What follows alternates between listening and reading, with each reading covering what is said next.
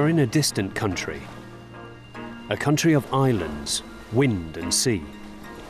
You're in the Philippines.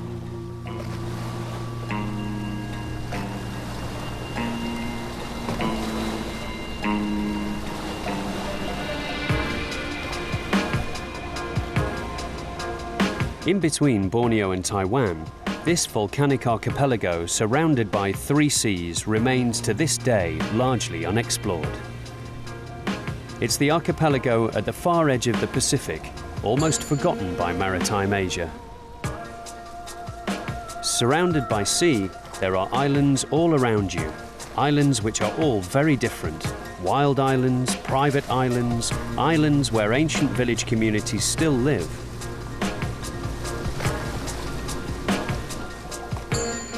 It is here that Jack has had his own boat made so he can embark on his unique journeys. Alongside Eddie, he launched Tao, which means people in Filipino. It allows a few travellers to discover these far-flung parts of the Philippines, very close to some of the few places on Earth still protected from tourism.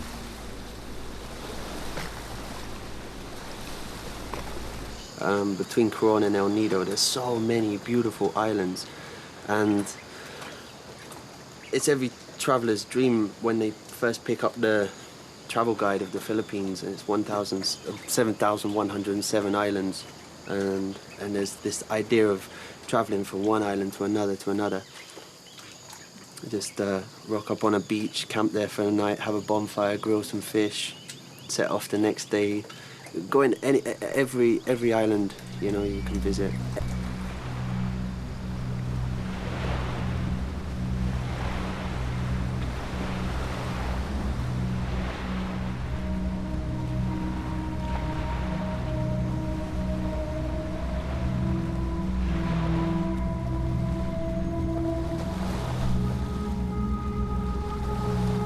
When we started the project, we were really exploring the whole route. After doing 2 years of this, we found like 4 really good overnight stops. Because an overnight stop, you can't stop on any island. You know, some islands might be too small, you don't get a good anchor for the boat, there may be no fresh water. So there's quite a lot of factors that have to come into a good overnight spot. And now we've built up a real range of different experiences for our guests.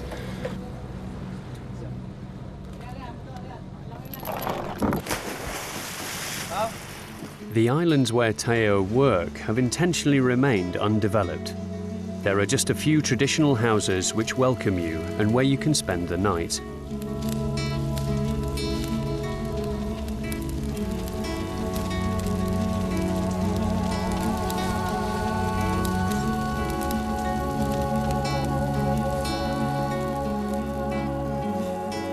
For years, Jack's dream was to escape from the world and sleep under the stars. A young English architect, he finally left London to get a taste of this very different life.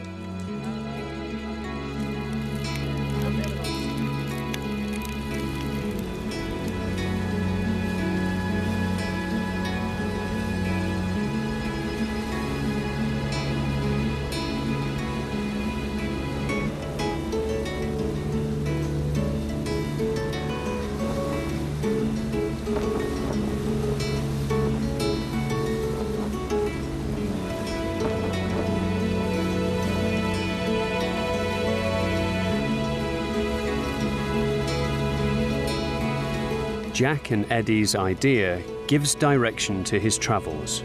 Far from mass tourism, one can sample more authentic experiences through everyday interactions in a region that is still mostly unexplored.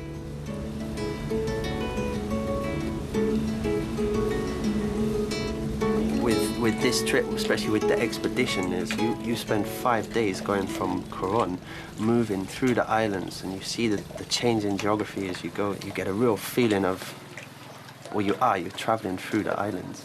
Stopping, oh, that's a nice stop, let's just stop there.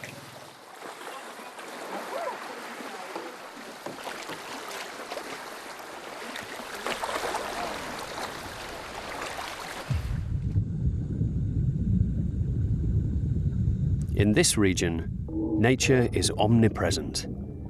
The seabed boasts countless reefs, where more than 3,000 species of fish, 20,000 types of shellfish, and 500 species of coral live.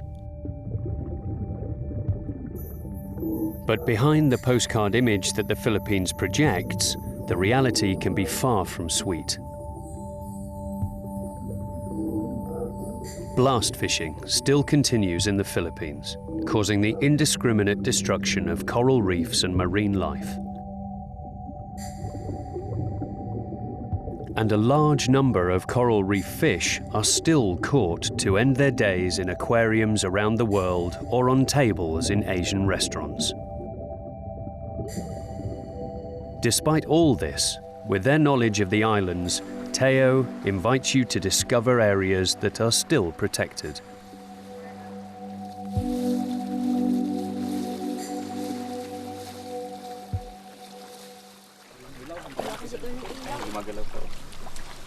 Originally from a mountain tribe in the north of the Philippines, Eddie has spent more than 10 years of his life exploring these small islands.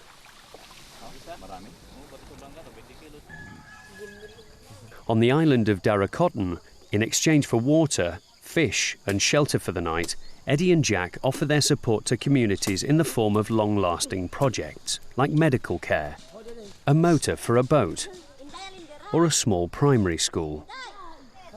Good morning, class. Good morning, Mom. Good morning, classmate. All right, sit down. Teo believe that if they are to profit from the island's quiet beaches and visits to villages, then the families must also benefit. Ready? Sundan, sundan, sundan ako.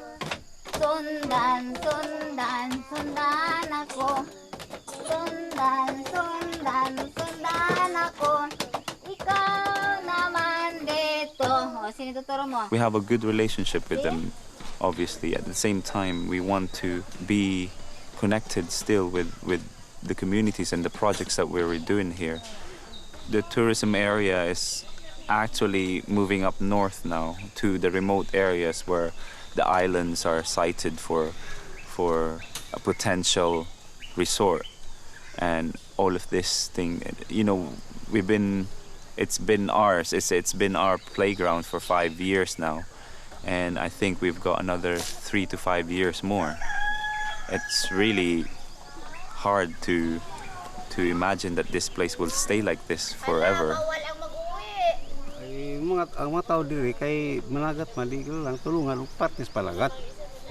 Tourism is good as long as everyone, the community, the families, benefits from it. But if only a few people benefits from it, then tourism is not really helping at all.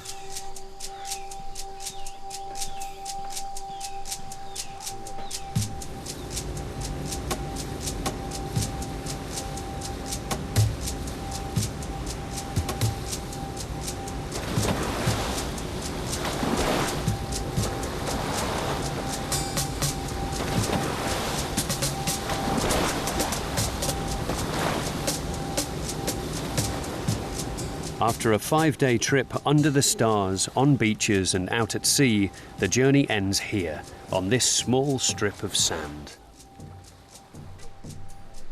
Jack and Eddie's project is unique in this area of the Philippines due to its relaxed pace, basic comfort, and the idea that sometimes one can lose all sense of time.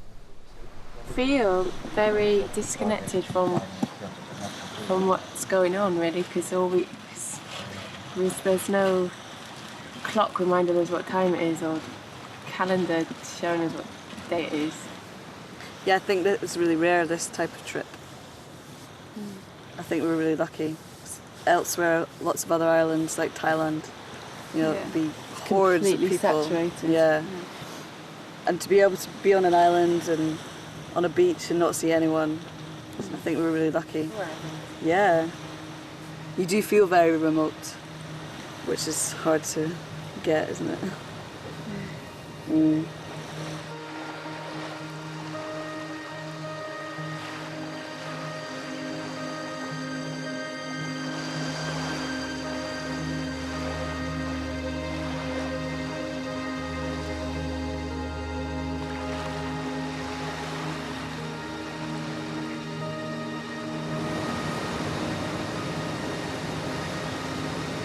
In the far west of the Philippines, Palawan is one of the wildest islands of this archipelago, a forgotten land and the final frontier before Indonesia.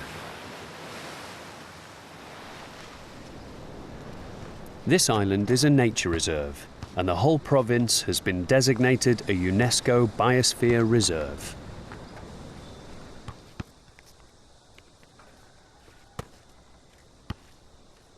Over the course of millennia, different peoples have come to this island, bringing with them their customs and beliefs.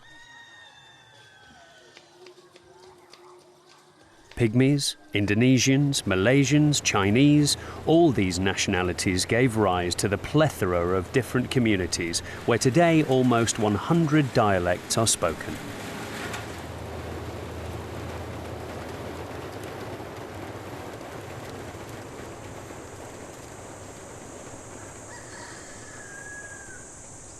Today, several islands of the Philippines engage in responsible tourism, like Donsol, in the south of the archipelago.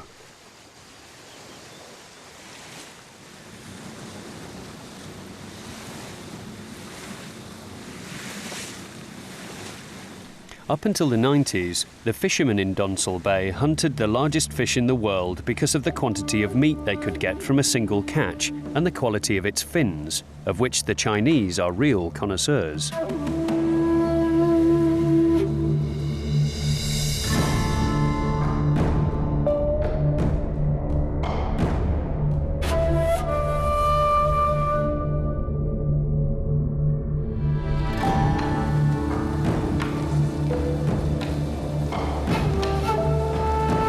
A decade later, this previously unknown area has become the world capital of the giant of the sea, the whale shark.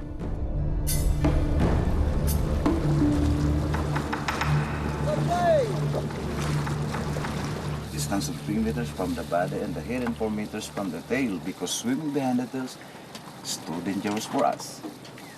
Then no flash photography, no scuba diving, and only 6 swimmers are allowed to swim with the whale shark and to get in the water.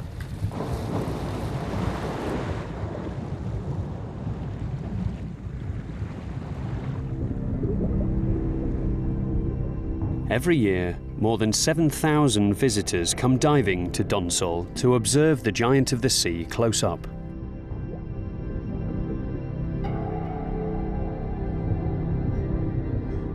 With a mouth 2 meters in diameter, which swallows more than a ton of plankton and krill per day, as long as a bus and as heavy as 6 elephants, this fish first emerged more than 60 million years ago.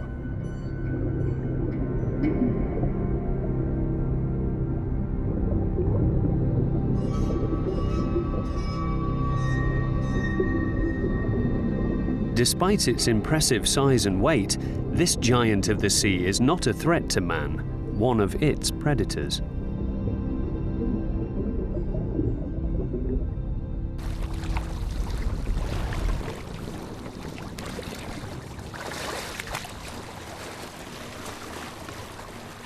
The guides on this ecotourism program are all former fishermen who previously hunted these very whale sharks. For us, being a guide is a real alternative.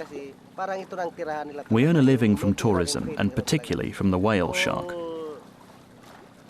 So the number of whale sharks is rising every year. Donsol is their true home. They feed and reproduce here.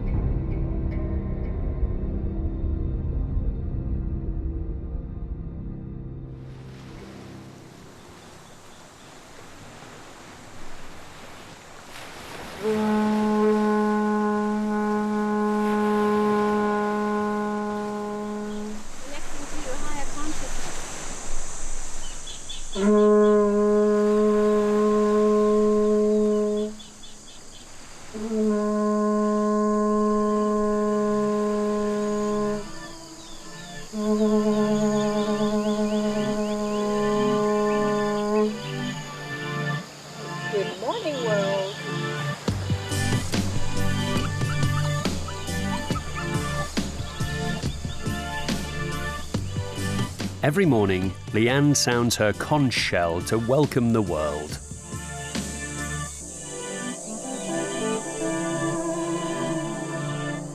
Having travelled the world for over 20 years, Leanne, an Australian, has finally discovered the most beautiful place in the world, Malapakau.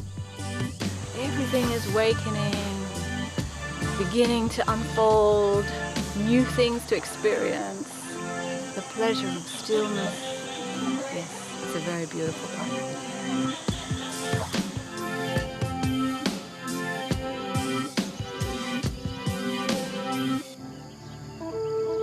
Leanne settled here at the beginning of the 80s and opened a naturopathy centre.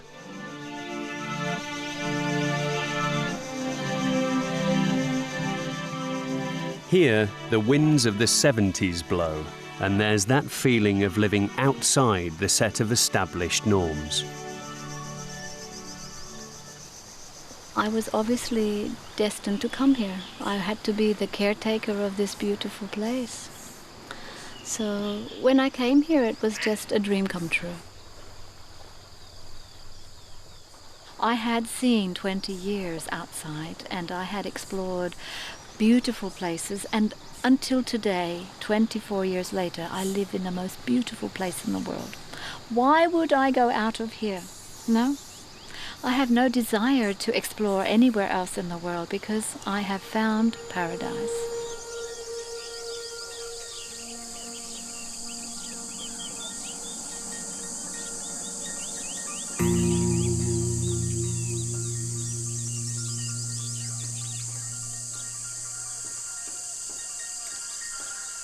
Leanne's greatest dream was to have her own tropical garden where all the plants that Earth could offer would grow, like a gift from heaven.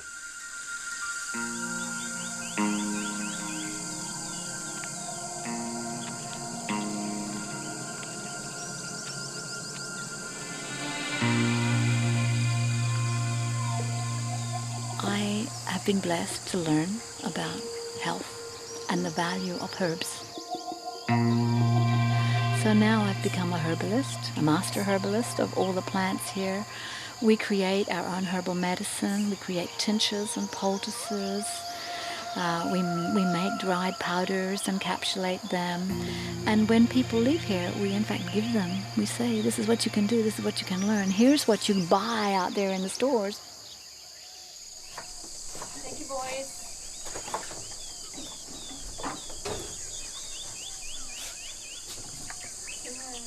Herbal teas and coconut milk, banana leaves and ginger, vegetables and flowers, all meals on Malapakau are completely vegetarian.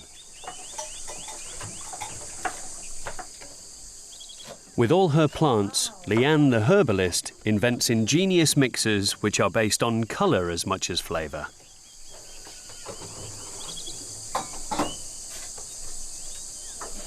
You try and you try again, you experiment and you taste and you improve every day you grow. You slip back, you make a few bad recipes. It's easy to change them. Add a little bit of honey, add a little bit of basil, and you can create beautiful dishes.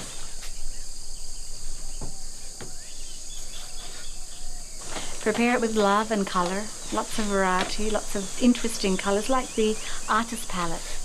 And then when a person looks at the food, they feel good about what they're eating. Macrobiotic food, non-smoking clients and yoga classes, the island of Malapakau welcomes you into a wholly natural environment conceived and built by Leanne. What can be experienced here is completely original and reserved only for those travellers on a quest for a unique retreat. The majority of people spend 3 to 4 months on Malapakau, this very special island. I think that too many people nowadays have forgotten. They chase their tail. They work. They don't even realize what they're doing. And they need to step back, and they need to find some balance in their lives. Try and throw away the things they don't need and just keep what they need in their lives. Live a simple life. And that's what I'm here for, to be a role model of simplicity. That's my goal, that's my future. That's the end of story.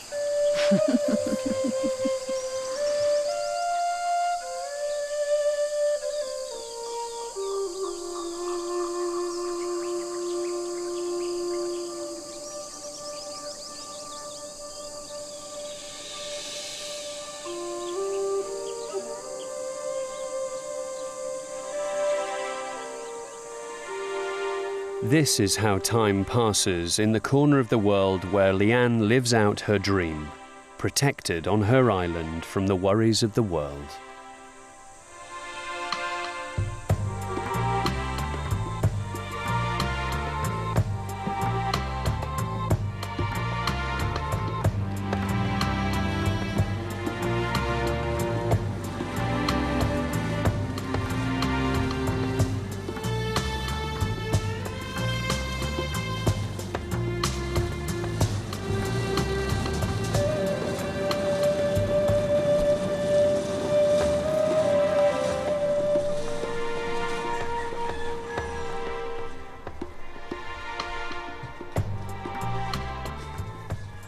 In the south of the Philippine archipelago, a fishing community lives peacefully on a small island of a few hectares.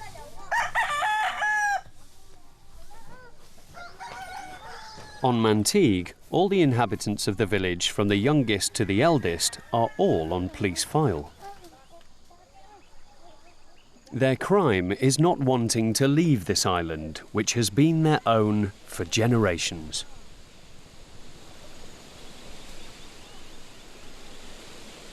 In 1998, Mantigue was given the status of nature reserve, a way for the local government to attract more tourists to the island.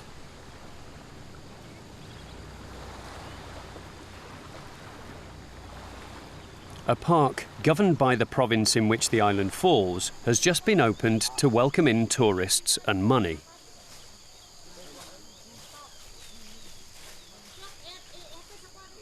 You now have to pay to visit the island. It's forbidden to stay there overnight, and troops are on constant patrol. In order to protect the environment, the villagers are illegally occupying their island. A bid to protect nature and develop responsible tourism. Children, parents and grandparents are soon to be evicted. Santuary, ma'am, kami nang alaga doon sa santuary. Kaya pag kinuha nila sa gobyerno, kami wala. Silusit lang, giniba pa nila sa gobyerno yung eskwelahan namin. Yung mga bata namin, kawawa naman, araw-araw pumunta doon sa Migi.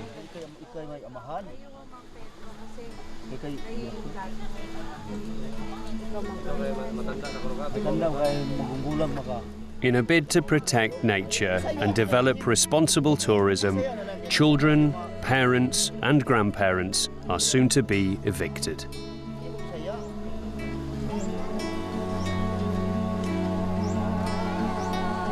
And the much-desired Mantigue will almost certainly lose exactly what gave it its charm in the first place: the village and contact with its local fishermen.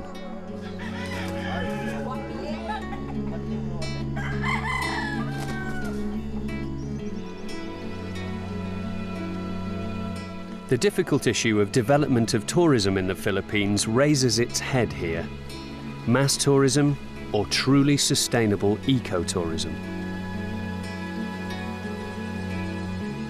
The photos of Mantigue will soon look like so many others, just another image of turquoise waters and deserted, white, sandy beaches, the cliché of paradise.